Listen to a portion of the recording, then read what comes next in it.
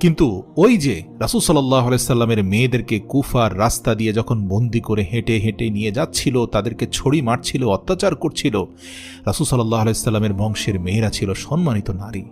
তাদের মুখ দিয়ে তখন খুতবা বের হচ্ছিল। এই খুতবা শুনতে শুনতে মৃত মানুষগুলোর অন্তরে আবার ইমানি আত্মা জেগে উঠেছিল, সেটি আরেকবার নতুন করে জীবিত হতে লাগলো। আর এমনইভাবে ইয়াজিদের বিরুদ্ধে সেদিন থেকে ক্ষুদ্র আকারে পুনরায় আবার আন্দোলন শুরু হলো। সেই নারীদের খুতবায় সবাই ভেবে উঠল, ইসলাম আল্লাহর মনোনীত দিন, মোহাম্মদ মুস্তাফা সাল্লাল্লাহু আলাইহি ওয়াসাল্লাম আল্লাহর প্রেরিত রাসূল, আর নবীর বংশধর আল্লাহর সবচেয়ে প্রিয়।